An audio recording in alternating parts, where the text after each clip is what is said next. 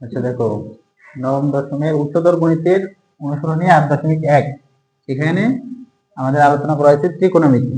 ত্রিকোণমিতির 8.1টা একটু ভিন্ন টাইপের, সাধারণ গণিতের সাথে মিল নাই। 8.23-এর সাধারণ গণিতের সাথে মিল আছে। এই ত্রিকোণমিতির উচ্চতর গণিতের 3টা পার্ট: 8.1, 8.2, 8.3। আচ্ছা, 8.1-এ সবচেয়ে সহজ দেখো বিষয়গুলো আলোচনা করা হয়েছে এবং বেসিক বিষয়গুলো আলোচনা করা হয়েছে, একটু সবাই খেয়াল করো। প্রথমে যেটা বলতেছে 8.1-এ, প্রথমে জ্যামিতিক কোণ এবং ত্রিকোণমিতিক কোণ। তাহলে জ্যামিতিক কোণ এবং ত্রিকোণমিতিক কোণকে এখানে একটু সূক্ষ্মভাবে আলাদাভাবে একটু বিবেচনা করা হয়েছে।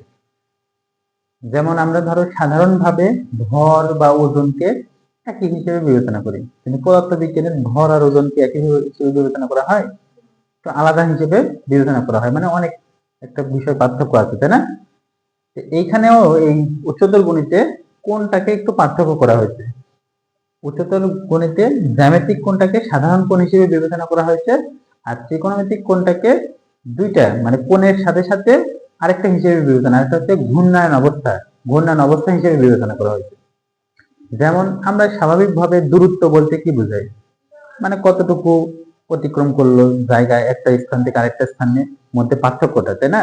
ব্যবধান। কিন্তু পদার্থবিজ্ঞানে যখন হিসেব নিকেশ করা হয় তখন দূরত্বের বিষয়টা একটু আলাদাভাবে বিবেচনা করা হয়, একটু ভালো করে সংজ্ঞায়িত করা হয়। সোজাসুজি না কামাকা, যখন সোজাসুজি দূরত্বটা হয়ে যায় তখন আর তাকে দূরত্ব বলা যায় না, তখন তাকে কি বলা হয়? সরণ বলা হয়। কি বলা হবে? সরণ। আর যদি না কামাকা হয় তখন সেটাকে দূরত্ব বলা হয়। একটু পার্থক্য করা হয়েছে না ওখানে? ওই রকম এই গণিতেও কোণকে একটু পার্থক্য করা হয়েছে। কিভাবে? জ্যামিতিক কোণটাকে বলা হচ্ছে যে একটা রেখার সাথে আরেকটা রেখা যখন মিলিত হয় কোন স্থানে, তখন যে কোণটা তৈরি হয় এই কোণটাকে বলা হচ্ছে জ্যামিতিক কোণ। একটা রেখার সাথে আরেকটা রেখা মিলিত হলে যে কোণটা তৈরি হলো এই কোণটাকে কি কোণ বলা হচ্ছে? জ্যামিতিক কোণ। আর এই জ্যামিতিক কোণের মান ধরা হয় 0 ডিগ্রি থেকে এই থিটার মান 360 ডিগ্রি পর্যন্ত। 0 ডিগ্রি থেকে শুরু করে কত ডিগ্রি পর্যন্ত? 360 ডিগ্রি পর্যন্ত। আর ত্রিকোণমিতিতে কি বলা হলো? ত্রিকোণমিতিতে বলা হচ্ছে একটা স্থানাঙ্ক ব্যবস্থায়। স্থানাঙ্ক ব্যবস্থা বলতে এক্স অক্ষ এবং ওয়াই অক্ষ দ্বারা গঠিত পরস্পর লম্বছেদী রেখা যে অবস্থাটা, এটাকে বলা হচ্ছে স্থানাঙ্ক ব্যবস্থা বা কার্টেসীয় স্থানাঙ্ক। তো বলা হচ্ছে যে ত্রিকোণমিতিক কোণ তৈরি হবে যখন এরকম একটা স্থানাঙ্ক ব্যবস্থার বা প্রসঙ্গ কাঠামোর মূল বিন্দুকে কেন্দ্র করে, যে মূল বিন্দুকে কেন্দ্র করে এই ধনাত্মক এক্স অক্ষ, এটা এক্স অক্ষের ধনাত্মক প্রান্ত, এক্স অক্ষের কি প্রান্ত? এটা ধনাত্মক প্রান্ত। এই ধনাত্মক এক্স অক্ষের সাপেক্ষে মূল প্রসঙ্গ কাঠামোর মূল বিন্দুকে কেন্দ্র করে ধনাত্মক এক্স অক্ষের সাপেক্ষে যখন একটা রেখা ঘূর্ণায়মান হবে, তার বিভিন্ন স্থানে যে কোণগুলো তৈরি হয় এই কোণগুলোকে বলা হচ্ছে ত্রিকোণমিতিক কোণ। ধরো একটা ঘূর্ণায়মান রেখা যখন ঘুরে এখানে আসলো, তখন এইখানে যে কোণটা তৈরি হলো এটাকে বলা হবে ত্রিকোণমিতিক কোণ। এই রেখাটা যদি এখান থেকে আবার এখানে আসে, তাহলে এই যে এক্স অক্ষের সাথে এই পুরো যে কোণটা তৈরি হলো এটা একটা ত্রিকোণমিতিক কোণ। এভাবে এই রেখাটা যতই ঘুরতে থাকবে ততই কোণ হতে থাকবে। এটা এখানে এই যে এক চক্কর দিলে এখানে 360 ডিগ্রি কোণ হবে, এখানেই শেষ না। ধরো এটা ঘুরতে থাকলো, 2 চক্কর দিল, তাহলে 372 720 ডিগ্রি হয়ে যাবে। সত্যি কোনো 72 না, 720 ডিগ্রি। যদি আবার ঘুরে আরো 360 ডিগ্রি, আরো এভাবে ঘুরতে ঘুরতে ঘুরতে ঘুরতে কিয়ামত পর্যন্ত ঘুরতে থাকলে অসীম পর্যন্ত কোণ তৈরি করবে। কি কোণ তৈরি করবে? অসীম পর্যন্ত। তাহলে এই যে ঘূর্ণায়মান রেখা, এই ঘূর্ণায়মান রেখার ফলে যত ঘুরবে ততই কোণ তৈরি হবে। তাহলে এইখানে দেখো শুধু এই 360 ডিগ্রি পর্যন্ত কোণ থাকতেছে না, যত ঘুরবে ততই কোণ হতে থাকবে। তার মানে এখানে 720 ডিগ্রি কোণ দ্বারা আমরা কি বুঝবো? 720 ডিগ্রি কোণ দ্বারা কি বোঝা যাবে? বোঝা যাবে ওখানে একটা কোণ তো আছেই এবং ওই জিনিসটা দুইবার ঘুরতে হয়। রেখাটা ঘূর্ণায়মান অবস্থা কত? দুই। দুইবার একটা একটা একটা চক্কর দিলে তো 360, দুইবার চক্কর দিলে 720। তার মানে 720 ডিগ্রি কোণ দিয়ে দুইটা অর্থ বোঝানো হচ্ছে। 720 ডিগ্রি কোণ দিয়ে দুইটা অর্থ বোঝানো হচ্ছে এখানে। একটা হচ্ছে ঘূর্ণায়ন অবস্থা আর একটা তার কৌণিক অবস্থা। তাহলে এইখানে দেখো আমরা জানি যে প্রসঙ্গ কাঠামো স্থানাঙ্ক ব্যবস্থাতে উপরের দিকটা হচ্ছে পজিটিভ দিক আর নিচের দিকটা হচ্ছে, আর এখানে পজিটিভ এইদিকে। এখন এখান থেকে যদি আমি উপরের দিক যাই, তার মানে উপর মানে কি? পজিটিভ না? দেখো এই রেখাটা যখন এই চক্রাকারে ঘুরলো মানে উপরের দিকে গেল, তখন এখানে কোণটা পজিটিভ হলো। যদি এই রেখাটা এই দিক থেকে মানে এখান থেকে শুরু করে যদি এই দিকে যেত, মানে এই রেখাটা এই উপরের দিকে না যায়, যদি এরকম নিচের দিকে যেত, তাহলে এইখানে যে কোণটা তৈরি হতো এটাকে বলা হতো মাইনাস থিটা কোণ। কি কোণ বলা হতো এটাকে? মাইনাস, মানে নিচের দিকে যত ঘুরবে তত এই যে এই চক্রাকারে যত ঘুরতে থাকবে তত মাইনাস কোণ তৈরি হতে থাকবে। মানে ঘড়ির কাঁটার দিকে যদি ঘুরতে থাকে, মানে এখান থেকে নিচের দিকে, নিচ মানে কি মাইনাস, এই নিচের চক্রাকারে যত ঘুরবে ততই মাইনাস কোণ হবে। তাহলে মাইনাস কোণ ধরা হবে, এটাকে কি ধরা হবে? মাইনাস কোণ। তাহলে মাইনাস ধরো মাইনাস 360 ডিগ্রি, তার মানে বুঝবো যে আমরা সেটা ঘড়ির কাঁটার দিকে ঘুরছে এক চক্কর। আর যদি প্লাস 360 ডিগ্রি বলে তাহলে ঘড়ির কাঁটা বিপরীত দিকে এক চক্কর ঘুরছে। আমরা বুঝবো, কথা বুঝতে পারলে কি? তাহলে নিচের দিকে ঘুরলে মাইনাস কোণ আর উপরের দিকে ঘুরলে প্লাস কোণ। তাহলে এই ত্রিকোণমিতিক কোণের সীমা যেমন এটা হচ্ছে 0 থেকে 360 ডিগ্রি, ত্রিকোণমিতিক কোণের সীমা হচ্ছে মাইনাস ইনফিনিটি, মাইনাস ইনফিনিটি থেকে প্লাস ইনফিনিটি পর্যন্ত। মাইনাস ইনফিনিটি থেকে কোন পর্যন্ত কোণ হবে?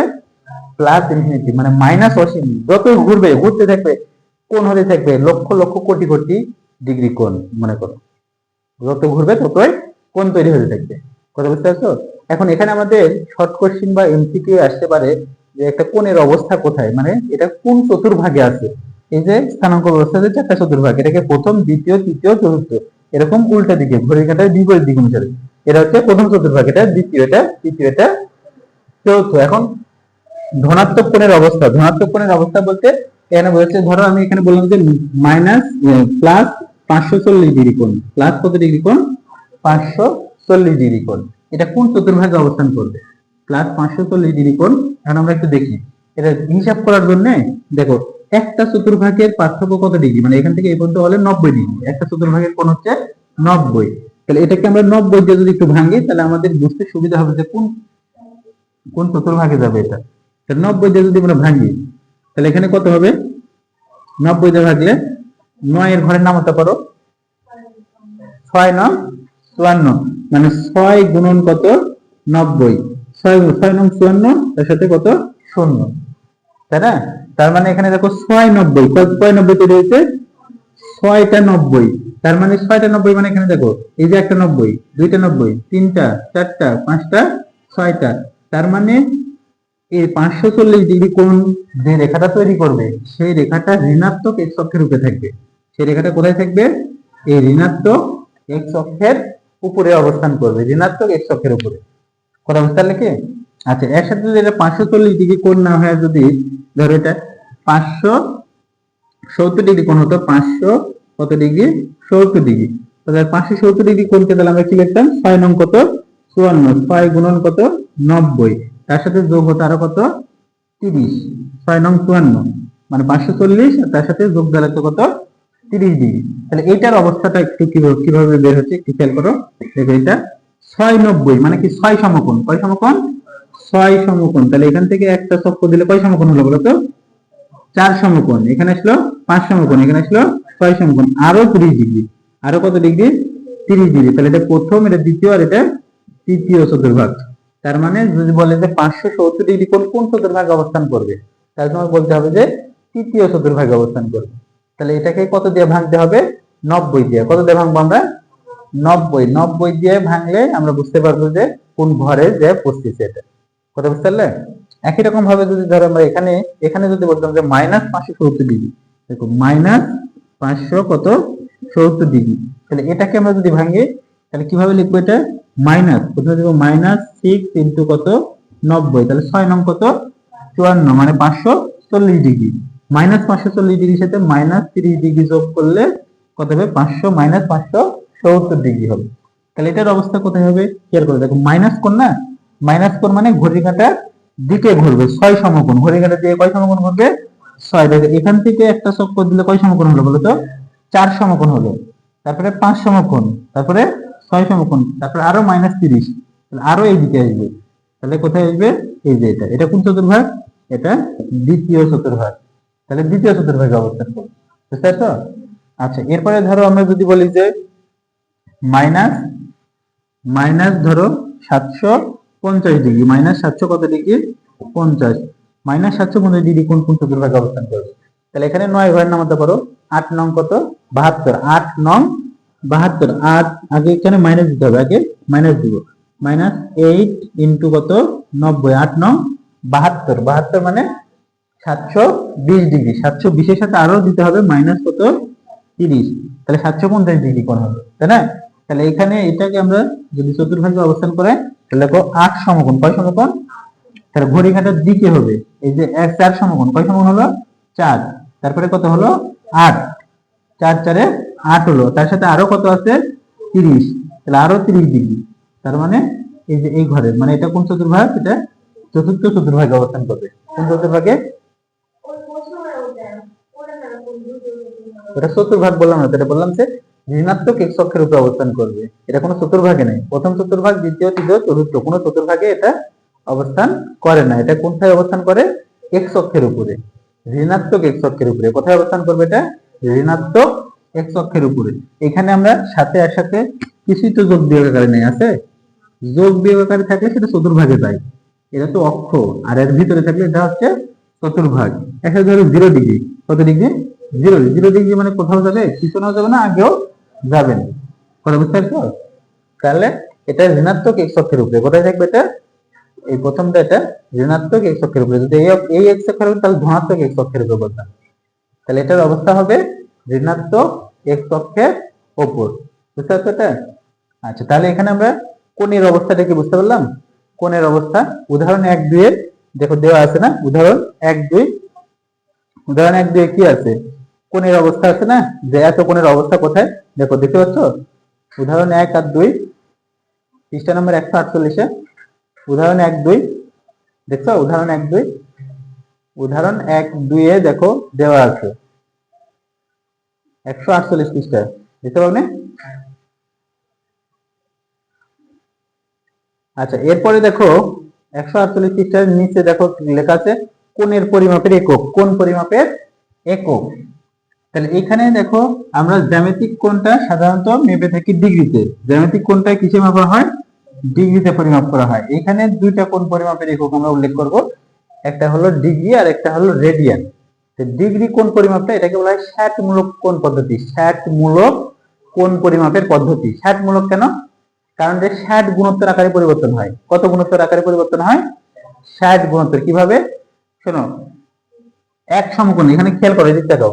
একটা রেখার উপরে যদি আরেকটা রেখা লম্ব আকারে মানে সোজা আকারে থাকে, তখন এখানে যে কোণটা তৈরি হয় এই কোণটাকে আমরা বলি কত? এক সমকোণ। কি বলা হয় এটাকে? এক সমকোণ। যখন একটা কিছু পরিমাপ করা হয় তখন একটা একক নির্ধারণ করা হয়। তাহলে এককটা কিভাবে, ডিগ্রির এককটা কিভাবে নির্ধারণ করা হলো সেটাই বলা হচ্ছে। যে একটা লম্ব রেখা যে কোণ তৈরি করে এটাকে আমরা এক সমকোণ বলি। এক সমকোণ। এই এক সমকোণটাকে 90 ভাগে ভাগ করা হয়েছে। এভাবে এক সমকোণকে কত ভাগে ভাগ করা হয়েছে? 90। এভাবে 90টা ভাগে ভাগ করা হয়েছে। ভাগ করার পর দেখা গেছে যে একটা ভাগের পরিমাণ কত? একটা ভাগের পরিমাণ যত হয়েছে তাকে 1 ডিগ্রি ধরা হয়েছে। তাই কত ডিগ্রি ধরা হয়েছে? এই জন্য এক সমকোণকে আমরা বলি 90 ডিগ্রি। এক সমকোণকে কি বলা হয়? 90 ডিগ্রি। এটা ধরে নেওয়া হয়েছে। এক সমকোণকে 90 ডিগ্রি, এটা ধরে নিছি আমরা। তাহলে এক সমকোণকে 90 ডিগ্রি, তার মানে এক ভাগকে বলবো আমরা 1 ডিগ্রি। এক ডিগ্রিকে যখন 60 দিয়ে ভাগ করা হবে, 1 ডিগ্রি কোণকে, 1 ডিগ্রি কোণকে যদি আমরা কি দিয়ে ভাগ করি? 60 দিয়ে ভাগ করি, তাহলে 1 মিনিট কোণ তৈরি হয়। কি কোণ তৈরি হবে? 1 মিনিট কোণ। কোণের একক হচ্ছে মিনিট। কোণের একক, সময়ের একক যেমন সেকেন্ড, মিনিট, কোণের একক মিনিট। তাহলে 1 মিনিট কোণকে আবার এই যে 1 মিনিট কোণকে যদি আবার আমরা 60 দিয়ে ভাগ দিই, তাহলে যে কোণটা তৈরি হবে এটাকে বলা হয় 1 সেকেন্ড কোণ। কি কোণ? 1 সেকেন্ড কোণ। 1 সেকেন্ড কোণ। তাহলে 60 সেকেন্ড কোণে হয় 1 মিনিট কোণ, আর 60 মিনিট কোণে হয় 1 ডিগ্রি কোণ। 1 ডিগ্রি কোণ। এই দুটো একক একই থেকে গেছে, যদিও কোণের সাথে সময়ের সম্পর্ক। কোণের সাথে সময়ের সম্পর্ক, ওই যে আমরা যখন সমাজে পড়লাম না, অক্ষরেখা দ্রাঘিমা রেখা, ওইখান থেকে এটা উৎপত্তি হয়েছে। কোণের সাথে যে সময়ের বিষয়টা, এই বিষয়টা ওই অক্ষরেখা দ্রাঘিমা রেখা বিষুব রেখার ওইখানে যে ঘটনাটা ছিল ওখান থেকে এটা তৈরি হয়েছে আর কি, কোণের সাথে সময়ের যে সম্পর্কটা। এই জন্য কোণের একক আর সময়ের একক একই রকম, সেম, শুধু এটা ঘন্টা হয়ে গেছে আর এটা ডিগ্রি হয়ে গেছে। 60 সেকেন্ড কোণে 1 মিনিট কোণ, আর 60 মিনিট কোণে 1 ডিগ্রি কোণ। কথা বুঝতে পারছো? তাহলে এটাকে বলা হচ্ছে ষাটমূলক পদ্ধতি। এটাকে কোণ পরিমাপের কি পদ্ধতি বলা হচ্ছে? ষাটমূলক পদ্ধতি। আর কোণ পরিমাপের আরেকটা পদ্ধতি আছে যেটাকে বলা হয় বৃত্তাকার পদ্ধতি। কি পদ্ধতি? বৃত্তাকার পদ্ধতি বা বৃত্তীয় পদ্ধতি। বৃত্তীয় পদ্ধতিতে কোন পরিমাপের একককে বলা হয় রেডিয়ান। বৃত্তীয় পদ্ধতিতে কোন পরিমাপের একককে কি বলা হয় রেডিয়ান। তাহলে 1 রেডিয়ান আবার কত বড়, যেমন 1 ডিগ্রি কত বড় সেটা তো আমরা বুঝলাম। এক সমকোণের 90 ভাগের 1 ভাগের যতটুকু সেটাই হচ্ছে 1 ডিগ্রি। তাহলে 1 ডিগ্রি কত বড় এটা আমরা বুঝতে পারলাম না, বুঝতে পারলাম। এন্ড 1 রেডিয়ান তাহলে কত বড়। বৃত্তীয় পদ্ধতি কোন পরিমাপের একককে বলা হয় রেডিয়ান। বৃত্তীয় পদ্ধতিতে কোন পরিমাপের একককে বলা হয় রেডিয়ান। তাহলে 1 রেডিয়ান কোণ কতটুকু, শোনো এদিকে সবাই খেয়াল করো। যে কোনো বৃত্তের, ছোট বৃত্ত হোক অথবা বড় বৃত্ত হোক, যে কোনো বৃত্তের ব্যাসার্ধ যত বড়, ব্যাসার্ধ যত বড়, একটা বৃত্তের যত বড় ব্যাসার্ধ, এই ব্যাসার্ধের সমান করে যদি একটা চাপ কেটে নেওয়া হয়, বৃত্তের পরিধির একটা অংশকে বলা হয় বৃত্তের চাপ। এই ব্যাসার্ধ যত বড় তার সমান করে একটা চাপ কেটে নেওয়া হলে ওই চাপ বৃত্তের কেন্দ্রে যে কোণ তৈরি করে, ওই চাপ বৃত্তের কেন্দ্রে যে কোণ তৈরি করে তাকে 1 রেডিয়ান কোণ বা 1 সার্কুলার কোণ বলা হয়। তাহলে কি বললাম, একটা বৃত্ত যত বড়ই হোক, ছোট হোক আর বড় হোক, তাতে কোনো সমস্যা নেই। একটা কোণ ধরো আমি একটা সমকোণ দেখলাম, এই যেটা, এটা একটা সমকোণ দেখলাম, আবার ধরো আরেকটা সমকোণ দেখলাম, এই যেটা একটা সমকোণ দেখলাম। তাহলে এই দুটো কি কোণ কি, একটা ছোট আর একটা বড়? এটা এটা 90 ডিগ্রি আর এটা কি 100 ডিগ্রি? এটাও 90 ডিগ্রি, এটাও, শুধু আর হাত পাও ছোট বড় হবে তাই, বুঝতে পারছো কি? তাহলে এইখানে দেখো, এটা বড় বৃত্ত, এটা ছোট বৃত্ত। এই বৃত্তের ব্যাসার্ধ যত বড়, এই যে এই বৃত্তের ব্যাসার্ধ যত বড়, এই বৃত্তের ব্যাসার্ধের সমান করে এখানে একটা চাপ কেটে নিব, নিলে যে কোণ তৈরি হবে এই কোণটাকে বলা হয় 1 রেডিয়ান বা 1 সার্কুলার কোণ। এই কোণ আর এই কোণ কিন্তু একই বড় কোণ, খালি আর পাও বড় হয়েছে আর পাও ছোট হয়েছে, বুঝতে পারছো? এই দুটো কোণ একই সমান কোণ। তাহলে কি বললাম, 1 রেডিয়ান কোণ কাকে বলে, যে কোনো বৃত্তের ব্যাসার্ধের সমান চাপ ওই বৃত্তের কেন্দ্রে যে কোণ তৈরি করে তাকে 1 রেডিয়ান কোণ বলে। যে কোনো বৃত্তের ব্যাসার্ধের সমান চাপ ওই বৃত্তের কেন্দ্রে যে কোণ তৈরি করে তাকে 1 রেডিয়ান কোণ বলে। এখন এইখান থেকে আমরা এই রেডিয়ান কোণ আর ডিগ্রি কোণের মধ্যে একটা সম্পর্ক নিয়ে আসবো। দেখো, রেডিয়ান কোণ আর কি কোণের মধ্যে, ডিগ্রি কোণ। রেডিয়ান কোণ আর ডিগ্রি কোণের মধ্যে একটা সম্পর্ক আমাদের নিয়ে আসতে হবে, যার মাধ্যমে আমরা অঙ্কগুলো করতে পারবো। আচ্ছা, এখন এখানে এখানে খেয়াল করো, এই যে এখানে যে চাপটা, এই চাপের পরিমাণ কত, আর এই চাপের পরিমাণ কত, আর এই আর একক চাপ কেন্দ্রে কতখানি কোণ তৈরি করলো, 1 রেডিয়ান। কতখানি কোণ তৈরি করতে, 1। তাহলে বৃত্তের, আমরা এখানে দেখতেছি যে বৃত্তের আর একক চাপ কত একক, আর একক চাপ কেন্দ্রে কোণ তৈরি করে, কোণ তৈরি করে 1 রেডিয়ান। কত, 1 রেডিয়ান। কেন্দ্রে কতখানি কোণ তৈরি করলো, আর একক চাপ কেন্দ্রে কোণ তৈরি করে 1 রেডিয়ান। তাহলে 1 একক, দেখো 1 একক চাপ কেন্দ্রে কোণ তৈরি করবে কতখানি, 1 এর নিচে 8 রেডিয়ান, বুঝলি তো? আচ্ছা, এই যে এতটুকু হচ্ছে যে চাপের পরিমাণ, আর এই সম্পূর্ণ চাপের পরিমাণকে বৃত্তের পরিধি বলা হয়। সম্পূর্ণ চাপের পরিমাণকে কি বলা হবে, বৃত্তের পরিধি। আর বৃত্তের পরিধি কত, 2 পাই আর। বৃত্তের পরিধি কি হয়, 2 পাই আর। তাহলে 2 পাই আর মানে সম্পূর্ণ চাপ, সম্পূর্ণ চাপ কেন্দ্রে কত মিটার। সম্পূর্ণ চাপ বলতে 2 পাই আর, সম্পূর্ণ চাপ বলতে কি বলছে, 2 পাই আর। 2 পাই আর একক চাপ কেন্দ্রে কোণ তৈরি করবে 2 পাই আর ডিভাইডেড কত, আর সমান, এখানে আর আর কেটে গেলে কি থাকবে, 2 পাই থাকবে। তাহলে সম্পূর্ণ বৃত্ত কেন্দ্রে 2 পাই রেডিয়ান কোণ তৈরি করে, রেডিয়ান কোণ তৈরি করে, রেডিয়ান কোণ তৈরি করে। তাহলে সম্পূর্ণ বৃত্তে কেন্দ্রে 2 পাই রেডিয়ান, তার মানে কেন্দ্রে কোণের পরিমাণ হচ্ছে 2 পাই রেডিয়ান। আচ্ছা, এখন আমরা জানি যে আবার কেন্দ্রের মোট কোণ 360 ডিগ্রি। মোট কোণ কত ডিগ্রি হয়, এই মোট কোণ একটা বৃত্তের কেন্দ্রের ডিগ্রি হিসেবে 360 ডিগ্রি কোণ থাকে। কত ডিগ্রি কোণ থাকে, 360 ডিগ্রি। তাহলে আমরা এখন বলতে পারি না যে এখানে অতএব 360 ডিগ্রি, 360 ডিগ্রি সমান হবে কত, 2 পাই রেডিয়ান। 360 ডিগ্রি সমান 2 পাই রেডিয়ান। তাহলে 360 ডিগ্রি 2 পাই রেডিয়ান হয়, উভয় দিকে 2 দিয়ে ভাগ করে দাও। উভয় দিকে 2 দিয়ে ভাগ করলে কি হবে, 2 দিয়ে ভাগ করলে 180 ডিগ্রি। 180 ডিগ্রি সমান হবে তাহলে পাই রেডিয়ান। 180 ডিগ্রি সমান পাই রেডিয়ান হবে। তার মানে এই যে পাই রেডিয়ান এর মান 180 ডিগ্রি। পাই মানে কিন্তু 3.1416, মানে মাত্র 3 রেডিয়ানে। দেখো, পাই মানে হচ্ছে 3.1416। তাহলে 3 রেডিয়ানে 180 ডিগ্রি। তাহলে রেডিয়ান কত বড় জিনিস দেখো, মাত্র 3 রেডিয়ান, মানে 3 টাকাতে তুমি 180 টাকা পাবে। 3 টাকাতে কত টাকা? 180 টাকা। তাহলে 3 রেডিয়ান সমান 180 ডিগ্রি। তাহলে পাই রেডিয়ানে কত ডিগ্রি হবে? 180 ডিগ্রি হবে। তাহলে তার মানে 180 ডিগ্রিতে কত রেডিয়ান? পাই রেডিয়ান। 180 ডিগ্রিতে পাই রেডিয়ান মানে 3 রেডিয়ান আর কি, যাই হোক। তাহলে এখন এখানে দেখো, এখানে তাহলে আমরা বলতে পারি যে 1 ডিগ্রি, দেখো 1 ডিগ্রিতে কত হবে? Pi by 180 radian. 1 ডিগ্রিতে পাই বাই 180 রেডিয়ান হবে, তাই কি না? খেয়াল করো ভালো করে, 1 ডিগ্রিতে পাই বাই 180 রেডিয়ান। তাহলে এখন এখানে যদি আমি বলি যে 15 ডিগ্রি, দেখো কি বললাম? 15 ডিগ্রি। তাহলে 15 ডিগ্রি বললে কি হবে? এখানে 15 গুণ হয়ে যাবে না? 15 গুণ পাই বাই কত হবে? 180 রেডিয়ান। কিছু বুঝলে? তাহলে এখানে দেখো একটা ঘটনা, এতটুকু মনে করো নাই। দেখো এখানে আমি কি লিখছি? 15 ডিগ্রি সমান 15 গুণন পাই বাই 180 রেডিয়ান। বুঝতে পারলে না? আচ্ছা আমি বলি আবার শুনো, 15 ডিগ্রি সমান 15 গুণন পাই বাই 180 রেডিয়ান। আচ্ছা যদি 15 না লেখে 30 লিখতাম তাহলে কি হতো? 30 ডিগ্রি সমান 30 গুণন পাই বাই 180 রেডিয়ান। তাহলে কি বুঝতেছি আমরা? ডিগ্রিকে রেডিয়ান বানাতে চাইলে পাই বাই 180 দিয়ে কি করা লাগবে? গুণ করা লাগবে। ডিগ্রিকে যদি রেডিয়ান বানাতে চাই তাহলে কি করব আমরা? পাই বাই 180 দিয়ে গুণ করব। বুঝতেছো? বুঝতেছো? এখন এখানে দেখো, এখানে যদি আমি বলি যে 60 ডিগ্রি, কত ডিগ্রি? 60 ডিগ্রি। এটাকে যদি আমি রেডিয়ান মানতে চাই তাহলে কি করব? 60 ডিগ্রিকে রেডিয়ান মানতে চাইলে লিখব 60 গুণন পাই বাই 180 রেডিয়ান। এটা বুঝলে না? এখনো বুঝতে পারোনি? 60 ডিগ্রি সমান 60 গুণন পাই বাই 180 রেডিয়ান। এটা বুঝছো? এটা এতটুকু? আচ্ছা তাহলে এখন এখানে দেখো, ডিগ্রির সাথে আমরা রেডিয়ানের সম্পর্ক পেলাম।